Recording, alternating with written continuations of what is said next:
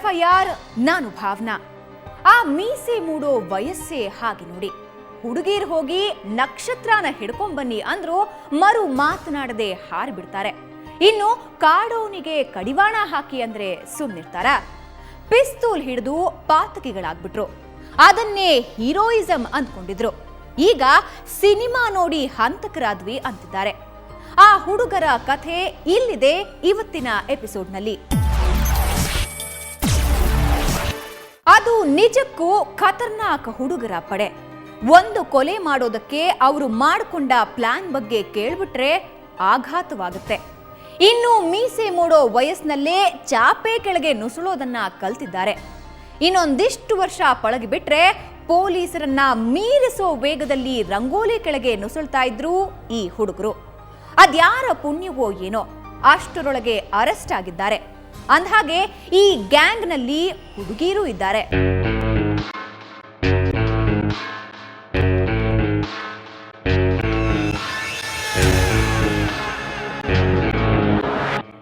ನೋಡೋದಕ್ಕೆ ಚೋಟುತದ ಹುಡುಗರು ಇವರು. ಆದ್ರೆ ನಾಳೆ ದಿನ ಜೈಲ್ ಗೋಡೆಯನ್ನ ಕೊರೆದು ಹೊರಬರೋದಕ್ಕೊಂದು ಮಾಸ್ಟರ್ ಪ್ಲಾನ್ ಮಾಡಿದ್ರೆ ಅಂಥ ಖತರ್ನಾಕ್ ಮೈಂಡ್ ಇವರದ್ದು. ಅದು ಬೆಳಗಾವಿಯ ಪೊಲೀಸರಿಗೆ ಗೊತ್ತಾಗಿದ್ದು ಸ್ವಲ್ಪ ತಡವಾಗಿ. ಅಷ್ಟರಲ್ಲಾಗಲೇ ಬಡಪಾಯಿ ಸ್ಕೂಲ್ ಮೇಷ್ಟ್ರು ತಮ್ಮ ಒಂದು ಕಿಡ್ನಿಯನ್ನ ಕಳೆದುಕೊಂಡಿದ್ದಾರೆ. ಅವರ ಹೆಸರು ರಾಜೇಂದ್ರ ದೇವರೆಡ್ಡಿ.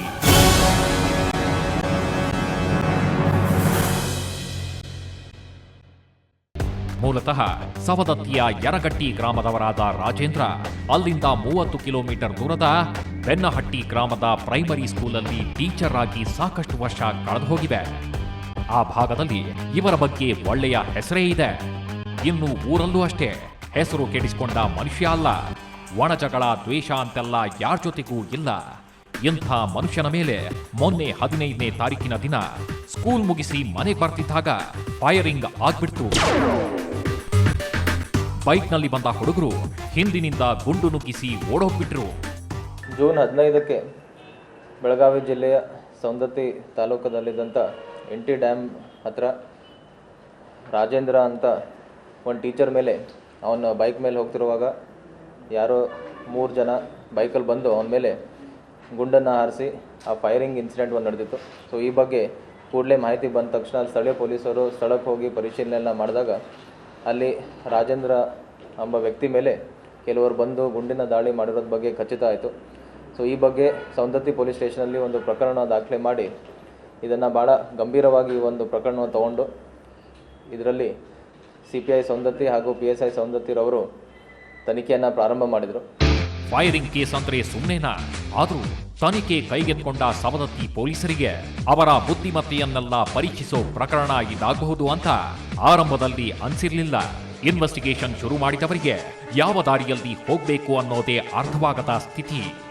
ಆಗ ಸಣ್ಣದೊಂದು ಅನುಮಾನ ಹುಟ್ಟೋ ತರದ ವಿಷಯವೊಂದು ಹೊರಬಿದ್ದಿತ್ತು. ಆವತ್ತು ಸ್ಕೂಲಿನಿಂದ ಹೊರಟ ಮೇಸ್ಟ್ರಿಗೆ ಯಾವುದೋ ಅನ್ನೋನ್ ನಂಬರ್ನಿಂದ ಕರೆ ಬಂದಿತ್ತು.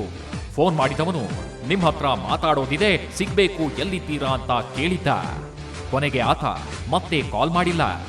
ಭೇಟಿಯಾಗುವುದಕ್ಕೂ ಬಂದಿಲ್ಲ ಅನ್ನೋದು ಸ್ವಲ್ಪ ತಡವಾಗಿ ಆದ್ರೂ ನೆನಪಾಯ್ತು. ಕೊನೆಗೆ ಆ ನಂಬರ್ಗೆ ಕಾಲ್ ಮಾಡಿದ್ರೆ ಯಾರೂ ತಗೋತಿಲ್ಲ. ಅಲ್ಲಿಗೆ ಅನುಮಾನ ಬಲವಾಯ್ತು. ಆ ಕೂಡಲೇ ಆ ನಂಬರ್ನ ಕಾಲ್ ಲಿಸ್ಟ್ ತೆಗೆಸ್ತಾರೆ. ಅದನ್ನ ನೋಡಿ ನಿಜಕ್ಕೂ ಶಾಕ್. ಆ ನಂಬರ್ನಲ್ಲಿ ಒಂದೇ ಒಂದು ಕರೆ ಹೋಗಿರೋದು. ಅದು ಈ ರಾಜೇಂದ್ರ ಅವರಿಗೆ. ಅಲ್ಲಿಗೆ ಇದು ವೆಲ್ ಪ್ಲಾನ್ಡ್ ಅನ್ನೋದು ಖಚಿತವಾಗಿತ್ತು. ಫೋನ್ ಕಾಲ್ ಹೇಳಿದ ರಹಸ್ಯ. ಆ ನಂಬರ್ನಿಂದ ಹೋಗಿದ್ದು ಒಂದೇ ಒಂದು ಕಾಲ್. ಕೊನೆಗೆ ಆ ಮೊಬೈಲ್ನ ಟವರ್ ಟ್ರೇಸ್ ಮಾಡಿದಾಗ ಅದು ಘಟನೆ ನಡೆದಾಗ ಸವದತ್ತಿಯ ನವಿಲು ತೀರ್ಥ ಡ್ಯಾಮ್ ಬಳಿ ಇತ್ತು ಅನ್ನೋದು ಕನ್ಫರ್ಮ್ ಆಗುತ್ತೆ. ನಂತರ ಆ ಮೊಬೈಲ್ ಟವರ್ ಹೋದ ಹಾಗೆ ಪೊಲೀಸರು ಹೋದ್ರು. ಬೆಳಗಾವಿ ತನಕ ಹೋದವರಿಗೆ ಅಲ್ಲಿ ಇನ್ನೊಂದು ಪ್ರೂಫ್ ಸಿಕ್ತು. ರೈಲ್ವೆ ಸ್ಟೇಷನ್ ಹತ್ರ ಒಂದು ಬೈಕ್ ಅನುಮಾನಾಸ್ಪದವಾಗಿ ನಿಂತಿತ್ತು. ಅದು ಯಾರದ್ದು ಏನು ಅಂತ ನೋಡಿದಾಗ ಕುಡಚಿಯಿಂದ ಯಾರೋ ಕದ್ದೊಯ್ದಿದ್ರು ಅನ್ನೋದು ಗೊತ್ತಾಗುತ್ತೆ. ಅದೇ ಬೈಕನ್ನ ಫೈರ್ ಮಾಡೋದಕ್ಕೆ ಬಂದ ಹುಡುಗರು ಬಳಸಿದ್ರ ಗೊತ್ತಾಗ್ಲಿಲ್ಲ. ಆದ್ರೆ ಅವರು ಬಳಸಿರೋ ಆ ಮೊಬೈಲ್ ಮಾತ್ರ ವರ್ಕ್ ಆಗ್ತಾನೆ ಇತ್ತು. ಮೊಬೈಲ್ನದ್ದು ಕಳ್ಳರ ದಾರಿ. ಅದರ ಟವರ್ ಬೇರೆ ಬೇರೆ ಲೊಕೇಶನ್ ತೋರಿಸ್ತಾನೇ ಇತ್ತು. ಕೊನೆಗೆ ಖಾನಾಪುರದಲ್ಲಿ ಸ್ವಿಚ್ ಆಫ್ ಆಯ್ತು. ಈ ದುಷ್ಕರ್ಮಿಗಳನ್ನ ಹುಡುಕೊಂಡು ಖಾನಾಪುರದ ತನಕನೂ ಹೋದ್ರು. ಆದ್ರೆ ಅಲ್ಲಿ ಯಾವ ಸುಳಿವು ಸಿಗ್ಲಿಲ್ಲ.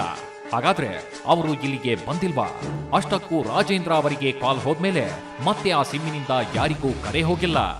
ಅಂದಮೇಲೆ ಇದರ ಹಿಂದೆ ಪೊಲೀಸರ ತನಿಖೆಯ ದಿಕ್ಕು ತಪ್ಪಿಸೋ ಪ್ರಯತ್ನ ಇರಬೇಕು ಅನ್ನೋದು ಪೊಲೀಸರಿಗೆ ಫ್ಲಾಶ್ ಆಗಿದೆ. ತಕ್ಷಣ ಅವರು ಈ ಸಿಮ್ಮಿನ ಬೆನ್ನು ಬಿಟ್ಟು ಬೇರೆ ಏನ್ ದಾರಿ ಇದೆ ಅಂತ ಪರಿಶೀಲಿಸಿದ್ದಾರೆ. ಆಗ್ಲೇ ಇನ್ನೊಂದು ಆಕರ್ಷಕ ರಸ್ತೆ ಇವರಿಗೆ ಕಾಣಿಸಿತು. ಅದೇ ಅವರನ್ನ ರಾಯಭಾಗಕ್ಕೆ ಕರ್ಕೊಂಡು ಹೋಗಿದ್ದು. ಈ ತನಿಖೆ ಸಮಯದಲ್ಲಿ ರಾಯಬಾಗಿಂದ ಕೆಲವು ಜನ ಬಂದು ಇದನ್ನು ಮಾಡಿರ್ಬೋದಂತ ಮೇಲ್ನೋಟಕ್ಕೆ ಕಂಡುಬಂತು ತನಿಖೆ ಸಮಯದಲ್ಲಿ. ಸೊ ಹಾಗಾಗಿ ರಾಯಬಾಗಿಗೆ ಹೋಗಿ ಅಲ್ಲಿ ರಾಯಬಾಗ್ ಇನ್ಸ್ಪೆಕ್ಟ್ರು ಕೂಡ ಅವರು ಒಂದು ಪ್ರತ್ಯೇಕ ತಂಡವನ್ನು ಮಾಡಿ ಈ ತನಿಖೆಯನ್ನು ಇನ್ನೂ ಮುಂದುವರಿಸಿದ್ದೀವಿ. ಈ ಒಂದು ತನಿಖೆಯಿಂದ ಈವರೆಗೆ 5 ಜನರನ್ನು ನಾವು ಬಂಧಿಸಿದ್ದೀವಿ. ಅರೆಸ್ಟ್ ಆದ 5 ಜನರ ಪೈಕಿ 3 ಹುಡುಗರು.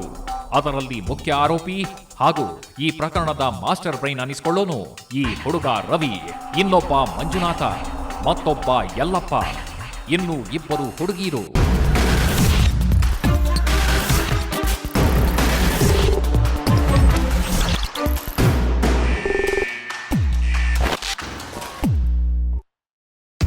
ಇವರಿಬ್ಬರು ಅಕ್ಕ ತಂಗೀರು. ಹೆಸರು ಶ್ವೇತಾ, ಸುಷ್ಮಾ. ಇವರಿಬ್ಬರ ಪೈಕಿ ಮುಖ್ಯ ಆರೋಪಿ ಈ ಶ್ವೇತಾ. ಅವರು ಈಗ ಕಿಡ್ನಿ ಕಳ್ಕೊಂಡು ಕುಂತ ಸ್ಕೂಲ್ ಟೀಚರ್ ಅವರ ಸ್ವಂತ ಅಕ್ಕನ ಮಕ್ಕಳು. ಅವರು ಮಾವನಿಗೆ ಮರ್ಡರ್ ಮಾಡೋದಕ್ಕೆ ಸುಪಾರಿ ಕೊಟ್ಟಿದ್ರ ಅನ್ನೋ ಅನುಮಾನ ಬರುತ್ತೆ. ಆದ್ರೆ ಅದು ಸುಪಾರಿ ಕೇಸ್ ಅಲ್ಲ. ಅಂದ ಹಾಗೆ ಇಲ್ಲಿ ಪ್ರೀತಿ ಪ್ರೇಮಾನೂ ಇಲ್ಲ ಅಂತಾರೆ. ಹಾಗಾದ್ರೆ ಈ ಹುಡುಗಿರು ಅವರದ್ದೇ ಕ್ಲಾಸ್ಮೇಟ್ಸ್ ಅನ್ನ ಬಳಸ್ಕೊಂಡು ಮಾವನ್ನ ಕೊಲ್ಲೋದಕ್ಕೆ ಹೋಗಿದ್ಯಾಕೆ ಅನ್ನೋದೇ ವಿಭಿನ್ನ ಕತೆ. ಆ ರಹಸ್ಯವನ್ನ ಭೇದಿಸೋದಕ್ಕೆ ನಿಂತ ಪೊಲೀಸರಿಗೆ ಮತ್ತೊಂದು ಹತ್ಯೆಯ ಸತ್ಯ ಗೊತ್ತಾಗುತ್ತೆ. ಅದ್ರ ಬಗ್ಗೆ ಹೇಳೋದಕ್ಕೂ ಮೊದಲು ಈ ಹುಡುಗರನ್ನ ಪೊಲೀಸರು ಅರೆಸ್ಟ್ ಮಾಡಿದ್ದ ಹೇಗೆ ಅನ್ನೋದು ತುಂಬಾನೇ ಇಂಟ್ರೆಸ್ಟಿಂಗ್ ಆಗಿರೋ ವಿಷಯ. ಅದನ್ನ ನಿಮ್ಮ ಮುಂದೆ ಇಡ್ತೀವಿ. ಅದಕ್ಕೂ ಮುಂಚೆ ಒಂದು ಚಿಕ್ಕ ಬ್ರೇಕ್.